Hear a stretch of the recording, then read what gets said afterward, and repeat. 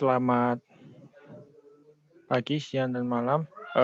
Perkenalkan, nama saya Jeremy Rafael Karo-Karo, NRP 034 1174 05 kali 36.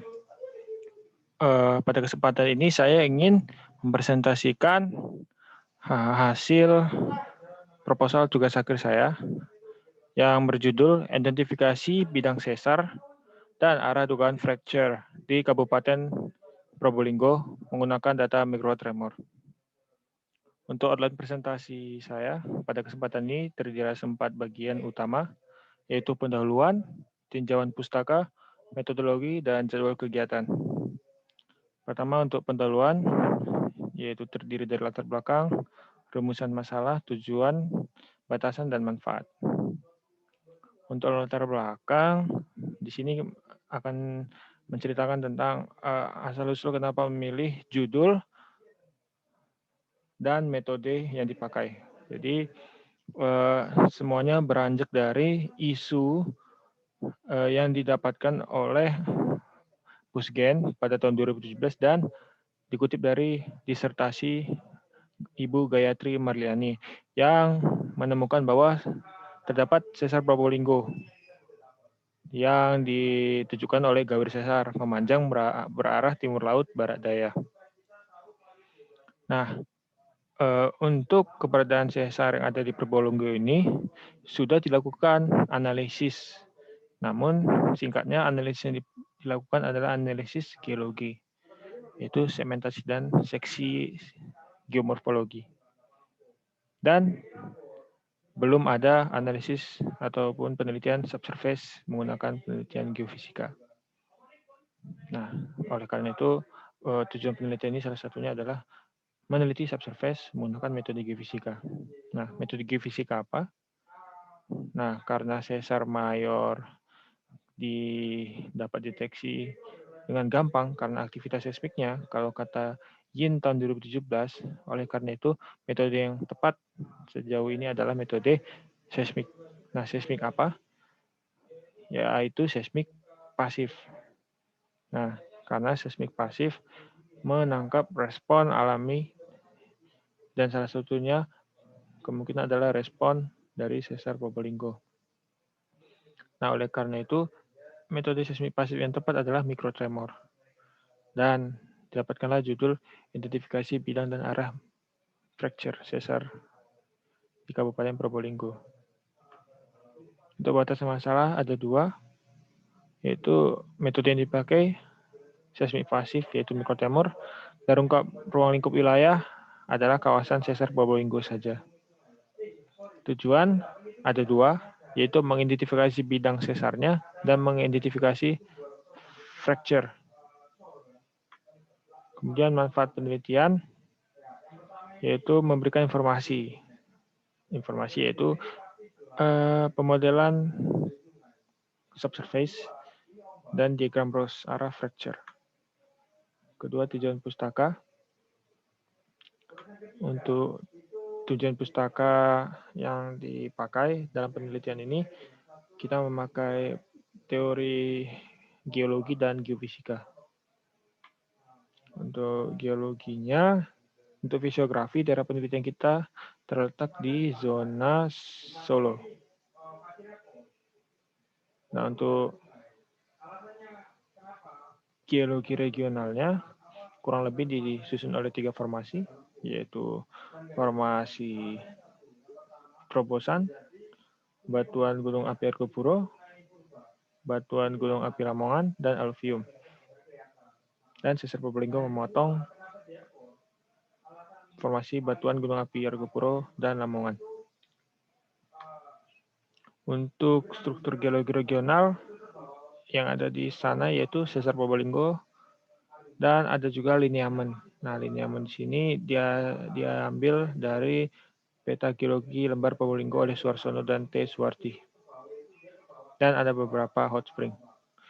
Kemudian untuk sejarah geologi regional, singkatnya daerah penelitian ini adalah kompleks gunungan kuarter dan ketika mengeluarkan material erupsi gunung api, Kemudian batuan ini tererosi dan membentuk sungai yang memberikan endapan ke hulu.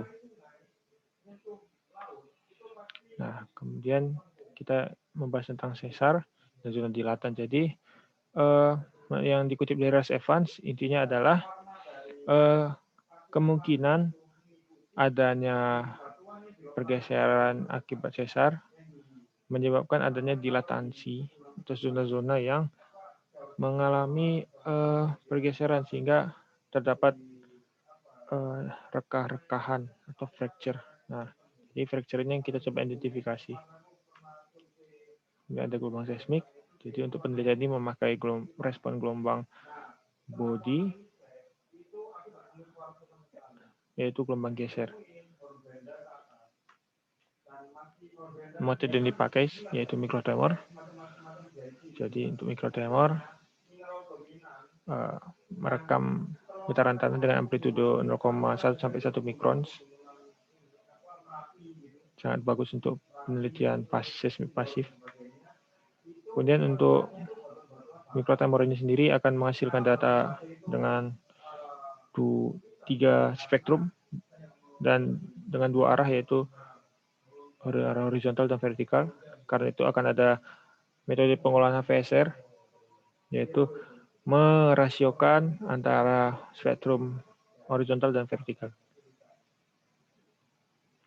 dan menghasilkan kurva HVSR. Kemudian ada inversi HVSR yang singkatnya memperkecil nilai misfit.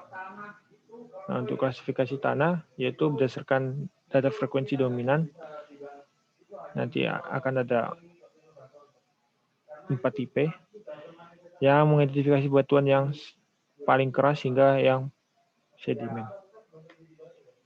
Nah, untuk HV rotate yaitu metode yang akan dipakai untuk mendapatkan nilai arah polarisasi gelombang.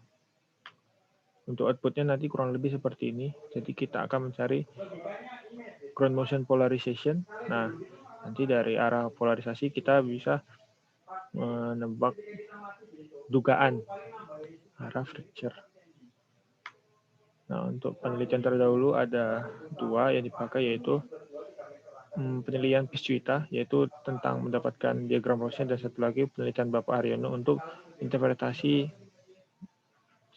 penampang sesar berdasarkan kontras nilai PS atau kecepatan gelombang geser. Kemudian lanjut ke metodologi. Untuk metodologi, waktu dan tempat penelitian 4-11 Desember 2020. Untuk titik pengukurannya ada 30, namun karena kesulitan medan, untuk daerah penelitian dijadikan 28 titik. Kemudian untuk perangkat penelitian, secara umum kita memakai alat vibralog dan seismometer MAE, dan ada alat-alat pelengkap seperti pelindung, datasheet, GPS, kompas, aki, dan laptop. Untuk perangkat lunak yang dipakai ada 6, yaitu Easy HVSR, Sec2 Converter, Geopsy, OpenHVSR, ArcGIS, dan Microsoft Excel. Untuk diagram alir akuisisi dan pengolahan data, untuk akuisisinya, untuk sampai mendapatkan data, kita mempersiapkan alat. Setelah mempersiapkan alat, pengendosian tanah dan QC noise. Setelah itu pengaturan seismogram. Kemudian melihat koneksi seismogram dengan vibralog apakah sudah terhubung.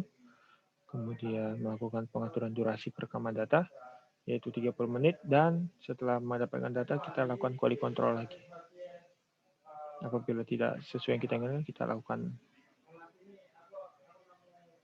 pengambilan data lagi.